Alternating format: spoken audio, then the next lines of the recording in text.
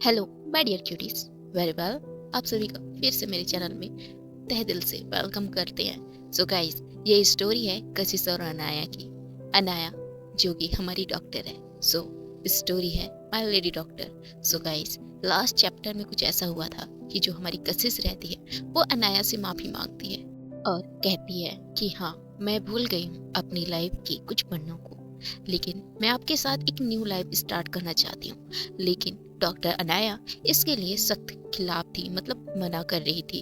वो बोल रही थी हमारी लव स्टोरी जैसी भी थी मुझे बहुत पसंद थी और उसमें मैं कंफर्ट फील करती थी, लेकिन अब आप कोई और बन गए हो जिसके साथ मैं अपनी नया रिश्ता स्टार्ट करने के लिए कंफर्ट फील नहीं करती हूँ। तो सामने से कशिश बोलती है, बट एक बार मुझे मुझे समझो तो सही, एक बार स्टार्ट करते हैं ना। वैसे भी हमारी शादी हो चुकी है और हम ना चाहते हुए भी एक बंधन में बंध चुके हैं। तो अनाया आगे बोलती है, हाँ तो उसका क्या मतलब है, मेरी लाइफ है, चाहे आप इस लाइफ में हो ना हो, मैं हैप्पी हूँ। तो कशिश बोलती है प्लीज। तो डॉक्टर अनाया इसके लिए मना ही कर देती है। कशिश ना चाहते हुए भी उसकी बातों पे एग्री नहीं हो पाती है। अनाया गुस्से से उसको अपने रूम से बाहर कर देती है और डोर लॉक कर देती है। लॉक करने के बाद अपने रूम में वो बहुत ज़्यादा रोना स्टार्ट करती है। सामने कशिश बहुत ज़्यादा उदास थी। वो रूम के दूसरे साइड वहाँ पे अपनी नीज के बल बैठ जाती है और इधर हमारी जो अनाया रहती है वो अपने आप को बहुत समझाने का ट्राई कर रही होती है, लेकिन उसकी आंखें आंसुओं से भरी हुई थी और वो बहुत ज़्यादा रो रही थी। अनाया बस इतना सोच रही थी कि हाँ, मैं इस लाइफ को आपके साथ बिताना चाहती हूँ, लेकिन मैं एक स्ट्रेंजर इंसान के साथ अपनी लाइफ को फिर से स्टार्ट नहीं कर सकती।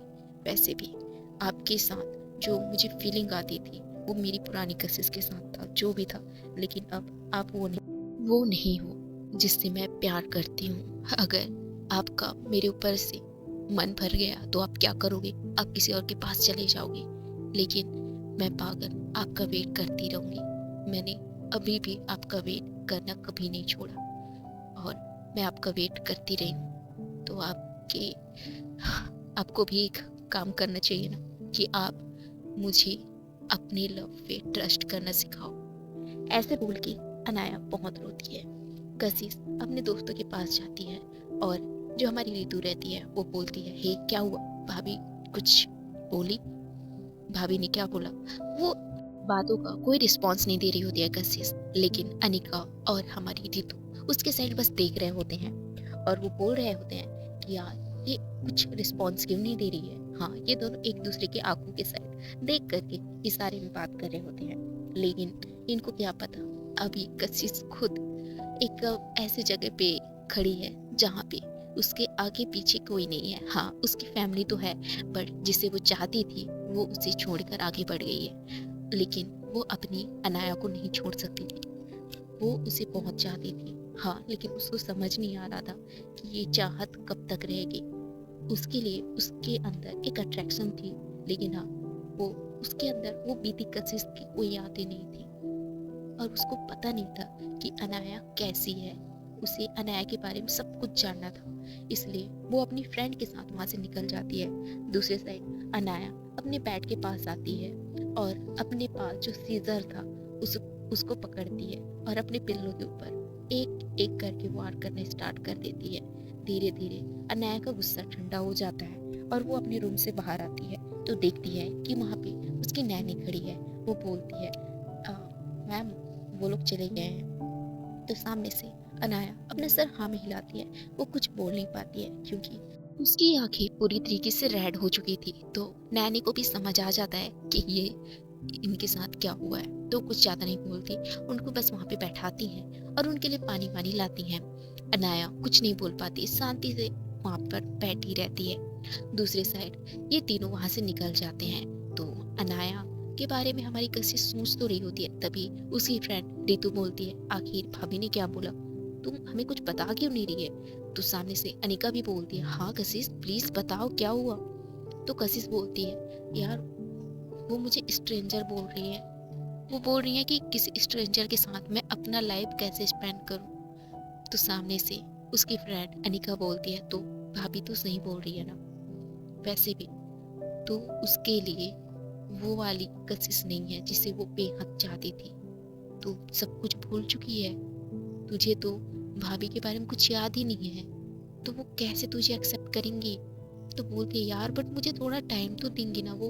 तो बोलते बेटा तुझे पता नहीं है 2-3 सालों से तू सब कुछ भूल कर बैठी है और वो आपका वेट कर रहे हैं। कब तक वेट करेंगी, उनका भी सबर का बांध टूटेगा ना यार कभी ना कभी। तुझे सब कुछ पता चल गया है कि वो तुम्हारी वाइफ है, लेकिन तुझे उसके बारे में कुछ भी याद नहीं है, तो कैसे बोल सकती है। तो उनकी बात भी कशिश को समझ आ जाता है। कशिश बोलती है मैं समझ गई तुम लोग क्या बोलना चाहते हो, ठीक है। मैं अपनी पुरानी यादों को फिर से खोदना चाहती हूँ, फिर से उसको ढूंढना चाहती हूँ कि मेरी पुरानी यादों में हमारी मुलाकात कैसे हुई, अनाया मेरी लाइफ में इतनी इम्पोर्टेंट कैसे बनी, मुझे हर एक चीज जानना है। तो सामने से उनकी फ्रेंड बोलती है रितु हाँ तुझे तो ये करना ही पड़ेगा। आगे अनाया बोलती है हाँ और इसमें हम दोनों तुम्हारा फुल सपोर्ट करेंगे। तो बोलते हैं नहीं नो थैंक्स, मैं जो भी करूँगी खुद करूँगी। तो वो बोलती है तुझे खुद का कुछ याद नहीं है और तू बोल रही है तू खुद का सब कुछ करेगी। तो बोलती है हाँ बट मैं ट्राई तो कर सकती हूँ ना। तो सामने से दोनों हंसते हुए बोलती है हाँ तू ट्राई ही कर ले, और वैसे भी जितना हेल्प अनिका तुम्हारी कर सकती है ना उतना तो तू खुद की भी नहीं कर सकती है। तो अनिका भी स्माइल कर बैठती है क्योंकि बात तो सही थी, क्योंकि हमारी कशिश को कुछ याद नहीं था। तो उसके अकॉर्डिंग वो किससे बोलती कि यार वो अनाया के बारे में जानना चाहती है, तो ये तो भूल ही जाओ। तो सामने से उसकी फ्रेंड अनिका बोलती है देख मुझे जितना भाभी के बारे में पता है मैं तुझे बता सकती हूँ, लेकिन लेकिन लेकिन तुझे खुद को ट्राई करना होगा कि तू भाभी के करीब कैसे जाएगी, ओके। तो सामने से कशिश बोलती यार मुझे पता है तू क्या बोलना चाहती है, इसलिए तो मैं अपना पूरा वर्क छोड़ के यहाँ पे आई हूँ। तो सामने से ये दोनों हंसने लगते हैं। सो ऐसे ही इनका ये डे खत्म हो जाता है। नेक्स्ट मॉर्निंग का सीन दिखाया जाता है। अनाया अपनी ब्लैंकेट को साइड करते हुए आराम से अंगड़ाई लेते हुए उठ जाती है और वो सीधा अपने विंडो के पास चली जाती है। वहाँ पे जो पर्दे लगे थे उसको ओपन करती है और वो बाहर साइड देख रही होती है जहाँ पे सूरज बहुत अच्छे से दिख रहा था। उसको देख करके उसके फेस पे एक छोटी सी स्माइल आ जाती है, क्योंकि उसको अपनी पुरानी यादों में से कुछ बातें याद आ जाती है। लेकिन वो बस 2 मिनट की खुशी अचानक से गायब हो जाती है। तभी उसकी नजर अपने रूम से बाहर एक कार के ऊपर पड़ती है, जहाँ से हमारी कशिश बाहर आती है। उसके हाथों में फूलों का गुलदस्ता रहता है। उसको देख करके हमारी अनाया थोड़ा शॉक्ड हो जाती है और वो बोलती है ये यहाँ पे क्या कर रही है। ऐसे बोल के उनकी साइड देख रही होती है, लेकिन कशिश उसके साइड देख चुकी थी। वो उसके साइड देख करके अपना हाथ हिलाते हुए गुड मॉर्निंग विश करती है, लेकिन हमारी जो अनाया रहती है वो रूडली अपना डोर फिर से लॉक करती है और पर्दे वापस लगा देती हैं और वो बाहर अपने रूम से आती है। वहाँ पे नैनी उसके लिए कॉफी लाती है। नैनी की कॉफी पी करके अनाया को अच्छा फील होता है। वो वहीं पे बैठी रहती है। तब उनके घर का बेल रिंग होता है, तो नैनी उनको बोलती है आप यहाँ पे बैठो, मैं जा रही हूँ डोर ओपन करने।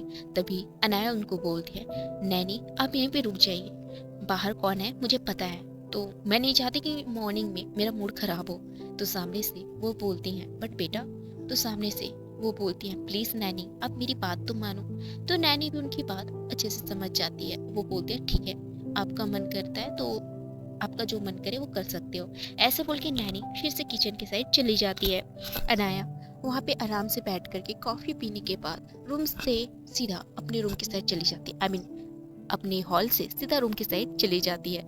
रूम में जाने के बाद वो फ्रेश वगैरह होती है, मतलब नहा लेती है और उसके बाद फिर से विंडो की साइड जाती है। तो विंडो की साइड जाती ही वो देखती है कि जो हमारी कशिश रहती है वहीं पे आराम से खड़ी होकर उसके रूम की साइड ही बस देखी जा रही होती है, जिसकी वजह से अनाया को गुस्सा आ जाता है। उसकी आंखें रेड हो जाती है और वो बोलती है ये इस तरीके से यहाँ पे क्यों है और क्या करना चाहती है ये, मतलब या खुद को क्या महान समझना चाहती है या मेरे सामने एक अच्छी इमेज बनाना चाहती है। लाइक सीरियसली ये इंसान खुद को समझती क्या है। ऐसे बोल के अनाया फिर से विंडो क्लोज करती है, अपने बेड पर बैठ जाती है और अपने हाथ पे लैपटॉप लेती है और वहाँ पे कुछ काम करना स्टार्ट करती है। इधर कशिश का मुंह बन जाता है और बोलती है, यार मेरी बंदी सच में बहुत ज़्यादा गुस्से वाली है, और मुझे इनके बारे में जितना भी मेरी फ्रेंड अनिका ने बताया था उसके अकॉर्डिंग सच में ये बहुत ज़्यादा गुस्सेल है। ऐसे बोल के स्माइल कर लेती है, क्योंकि उसके फेस पे ऑटोमेटिकली स्माइल आ जाता है, लेकिन उस जगह से वो हटती नहीं है। ऐसे ही देखते देखते दोपहर होना स्टार्ट हो जाता है। हमारी जो कशिश रहती है वहाँ पे स्टिल खड़ी रहती है, जैसे थी वैसे ही खड़ी रहती है। और इधर अनाया सोचती है कि वो चली जा चुकी है, इसलिए वो रूम से बाहर विंडो के पास आती है। फिर से विंडो को ओपन करके हल्के से उसको देखना स्टार्ट कर देती है। तब उनकी नजर फिर से कशिश के ऊपर पड़ती है। कशिश वहाँ पे खड़ी थी, वहाँ पे बहुत ज्यादा कड़ी धूप थी। वो उनके साइड देख करके गुस्से से बोलती है, ये क्यों नहीं गई, यहाँ पे कर क्या रहे हैं, मुझे इनको देख करके गुस्सा आ रहा है, ऐसा ना हो कि मैं यहीं से उनके ऊपर गोली शूट कर दूं। ऐसे बोल के अनाया गुस्से से उनके साइड देखना स्टार्ट कर देती है। कशिश बस वहां पे खड़ी होकर अपने फेस पे पसीने आ रहे थे उसको अपने हैंकी से क्लीन करना स्टार्ट कर देती है, क्योंकि उसका पूरा बुरा हाल हो चुका था। सामने नैनी वहां से बाहर जा रही होती है, मतलब बाहर से अंदर आ रही होती है, तो उनको देखते हुए वो बोलती है, बेटा आप क्यों यहाँ पे खड़े हो, आपको पता है ना कि अनाया को बहुत ज्यादा गुस्सा आता है, और वो जब गुस्से में रहती हैं तो किसी की बात नहीं सुनती हैं। सामने से कशिश स्माइल करते हुए बोलती हैं, हाँ आंटी मुझे पता है, इसलिए तो मैं यहाँ पे खड़ी हूँ, और मुझे पता है वो मेरी जीत को जरूर एक्सेप्ट करेंगे, और जितना मुझे उनके बारे में पता है वो मुझे बहुत चाहते हैं, तो इस तरीके से मुझे हर्ट होते हुए तो वो बिल्कुल नहीं देख पाएंगी। एक फिल्मी ड्रामा की जैसे वो मेरे पास भागते हुए तो नहीं, लेकिन हाँ मेरी चिंता जताते हुए जरूर वो यहाँ पे आएगी। ऐसे बोल के वो स्माइल करती है। तो नैनी भी बोलती है, तुम पागल हो। तो सामने से कशिश बोलती, आंटी मैं आपकी मैडम के प्यार में पागल हूँ, तो अब और क्या जानना चाहती हो। तो नैनी हंसते हुए बोलती है, तुम सच में पागल हो, ठीक है मैं अंदर जाती हूँ, ऐसा ना हो कि मैडम मुझे देखें और दिक्कत हो जाए। तो सामने से कशिश बोलती है, हाँ आप जाइए। ऐसे बोल के नैनी वहां से सीधा अंदर चली जाती है। अनाया उसका गुस्सा सातवें आसमान पे आ जाता है। वो रूम से बाहर आती है और डोर ओपन करती है। जस्ट डोर ओपन होता है कि हमारी कशिश की निगाहें उसके ऊपर जाके पड़ जाती है, तो उसको देख के उसके फेस पे एक क्यूट सी स्माइल आ जाती है। वो बोलती है, आखिरकार आप आ गए। बस इतना बोल ही रही होती है कि अनाया उसके पास आते हुए उसके कॉलर को पकड़ते हुए बोलती है, तुम्हारी हिम्मत कैसे हुई यहाँ पे फिर से आने की, मैंने बोला ना मेरी लाइफ से चले जाओ, तुम्हें समझ नहीं आता मेरी एक बात। तो सामने से कशिश बोलती है, मैं आपको रिमाइंड करा दूं, मैं आपकी हस्बैंड हूँ, या आप मुझे वाइफ भी बना सकते हो, मुझे कोई दिक्कत नहीं है, और आप मेरी वाइफ हो, तो मैं अपनी वाइफ के पास आई हूँ, किसी और के पास नहीं। तो मैं अपनी वाइफ के लिए यहाँ पे जितना टाइम पे रुक सकता हूँ, रुक सकती हूँ उतना मैं रुक सकती हूँ, लेकिन इसके लिए मुझे किसी की परमिशन लेने की जरूरत नहीं है। और वैसे भी माय डियर वाइफ ही आपका ये क्यूट सा प्यारा सा क्यूटी पाई आपकी हबी आपका कब से वेट कर रही है। आपको पता है मुझे एक बात बोलनी थी आपको, मुझे बहुत जोर से प्यास लगी है यार, मुझे थोड़ा सा पानी मिलेगा क्या। ऐसे बोल के वो अपनी हबी अपनी वाइफी के साइड बहुत प्यार से देख रही होती है, लेकिन अनाया का गुस्सा स्टिल वैसा ही था। वो बिल्कुल भी वो नहीं हो रही थी, मिल्ट नहीं हो रही थी, क्योंकि उसको सच में बहुत गुस्सा आ रहा होता है। और जिस तरीके से वो सुबह से यहाँ पे खड़ी हुई थी उसकी वजह से अनाया का गुस्सा सातवें आसमान में था, और ऊपर से उसके दिमाग में तो बस ये चल रहा था कि ये मेरे लिए इतना क्यों कर रही है फालतू का, जबकि उसको मेरे बारे में कुछ पता ही नहीं है, तो ये सब करके वो क्या कहना चाहती है। हाँ उसके दिमाग में बस ये सब चल रहा था कि यार ये बस मुझे एक टाइम के लिए सही, मुझे बस प्यार जताना चाहती है बस, और कुछ नहीं, और एक टाइम के बाद मुझे फिर से छोड़ के चली जाएगी। उसके दिमाग में बस यही सब चल रहा होता है। सामने से कशिश बोलती है, हे क्या हुआ।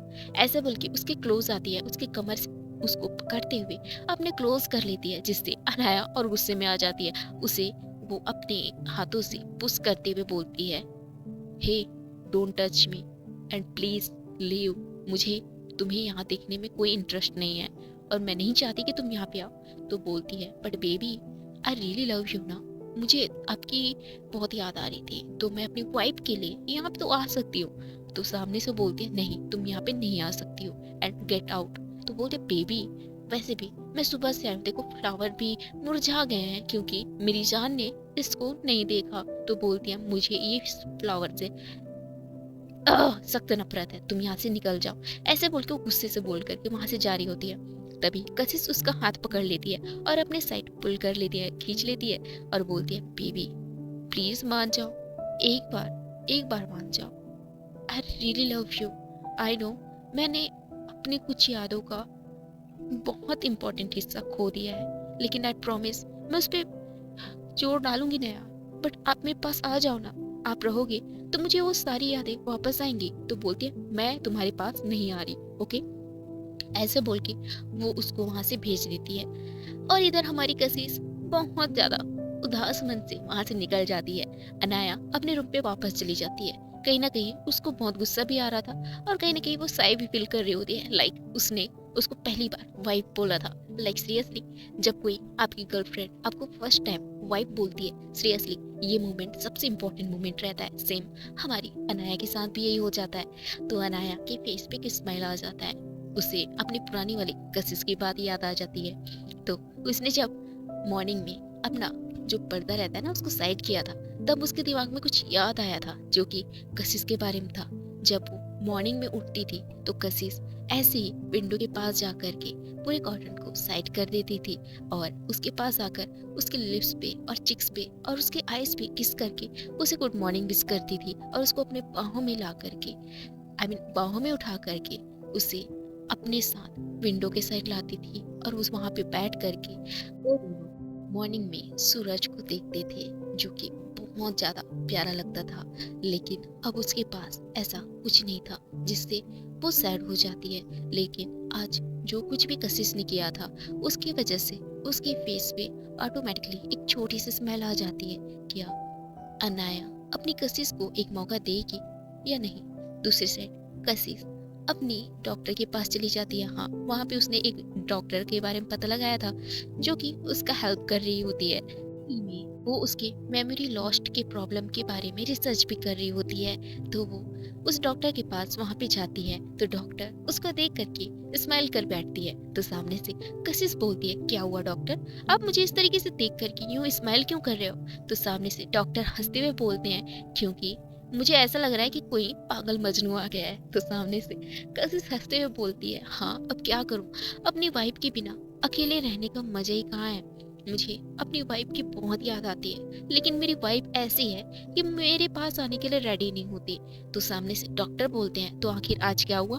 तो बोलती हैं, आज आज उन्होंने मुझे फिर से गुस्सा करके अपने घर से बाहर कर दिया। तो हंसते हुए बोलती हैं, हाँ वो करेंगी ना, क्यों उनका ये हक नहीं बनता? वो 3-4 सालों से आपका वेट कर रही थी तो उनका तो इतना हक बनता है। तो सामने से कशिश स्माइल करते हुए बोलती है, आई नो डॉक्टर, मुझे समझ आता है, लेकिन मैं अपनी वाइफ को पाने के लिए कुछ भी कर सकती हूँ, चाहे मुझे जितना भी पेन हो। तो सामने से डॉक्टर बोलते हैं, नहीं आप इतना ज्यादा खुद के ऊपर प्रेशर नहीं डाल सकते हो। आपको पता है ना, अगर आपने ऐसा किया तो आपके दिमाग की नसें फट सकती हैं, जिसकी वजह से आपके साथ क्या हो सकता है। तो कशिश बोलती है, हाँ मुझे पता है, लेकिन अपनी वाइफ से दूर रहना भी एक पेन के जैसा ही लगता है मुझे। तो बोलती हैं, हाँ मुझे मालूम है, लेकिन आपको थोड़ा अपने ऊपर भी ध्यान देना चाहिए। तो बोलती है, तो डॉक्टर आपका आज का एडवाइस क्या है? तो सामने से डॉक्टर हंसते हुए बोलती हैं, मेरा बस इतना एडवाइस है कि आप खुद के ऊपर ध्यान दें और आपको अगर पुरानी बातें याद करनी है तो आप उन जगहों पे जाएं जहाँ पे आप